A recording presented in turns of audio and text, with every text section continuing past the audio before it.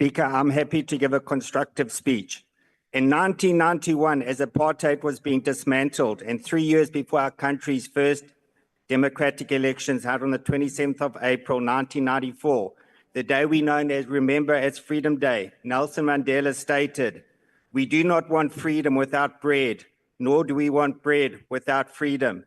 Within this context, we must ask if freedom has come to all South Africans. With 50% of households going to bed hungry tonight, the answer must be no.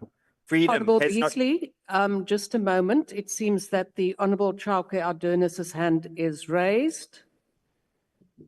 Honourable Chauke Adonis, is your hand raised? Thank you very much, Deputy House Chairperson. I think you have moved from the matter, but I think the latter speaker must not mislead citizens and South Africans. We must be alive to the reality that many Black South Africans still are subjected to discrimination and exclusion from opportunities. Member, that is not a point of order. We will now proceed. Honourable Beesley. With 8 million people unemployed, including youth unemployment at more than 60%, the answer must be no. Freedom has not come to all South Africans. With obscene inequality, the answer must be no. Freedom has not come to all South Africans. With many South Africans having limited access to basic services, including quality education, healthcare, housing, and social security, the answer must be no. Freedom has not come to all South Africans. The sad and lived reality of many South Africans is that freedom has not come to all. And what makes this statement even sadder is that this should not be the case. With our country's vast natural resources and our strategic location, our country should be flourishing. Every South African should be truly free. However, due to too much greed and ongoing racial practices, the rich are getting richer, and the poor are getting poorer, and the racial economics divide continue unabated. Speaker, greed is destroying our country and is evident in the amount of corruption, incompetence, and wastages that is endemic in our country. There is no better example of the manifestation of greed than in the size of our country's bloated cabinet, with all of the cabinets with the 75 members living luxurious lifestyles. Children don't have bread, whilst the 75-member cabinet are jetting around the world in luxury. One minister spent 198,000 on one night's accommodation. This could have built a house for a needy family. Unfettered greed is morally incomprehensible and is preventing true freedom. So too is the ongoing racial prejudices and practices destroying our country.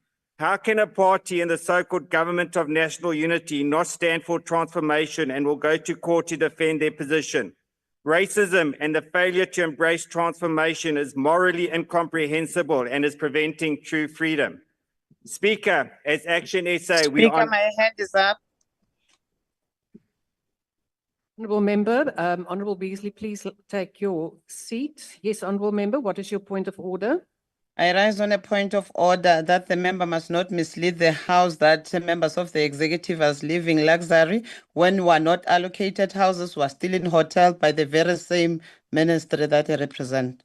Thank you. Honourable Member, that is a point of debate. Honourable Beesley, please proceed.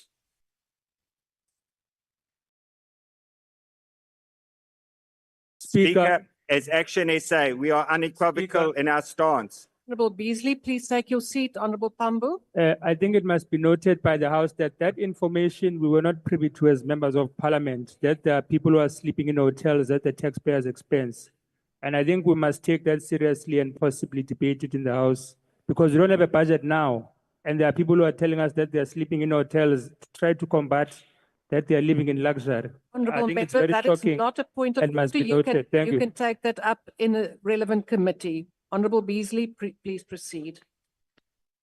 Speaker, as ActionSA, we are unequivocal in our stance. Firstly, economic justice is the key to achieving social justice. Secondly, we support transformation policies and programs that empower Black South Africans. Thirdly, for economic and social justice to become a reality, corruption, incompetence, and wastages in government departments and entities must be stopped. Our call as ActionSA and all members of Parliament is let us be united and let's fix South Africa. Let's put all South Africans before one's political party, political careers, and the leadership and the egos of our leadership. Let us recognize that there are ongoing wounds from the past that still need to be treated. Let us recognize that currently the circumstances of somebody's birth impacts on their chances of achieving prosperity and upward social mobility. This needs to be urgently addressed. Speaker, in conclusion, let us be united in ensuring that freedom and social and economic justice coexist. In doing so, we will ensure our country's democratic order and sovereignty is not only protected, but also strengthened. Let us be united, ensuring that there is indeed bread with freedom. Thank you.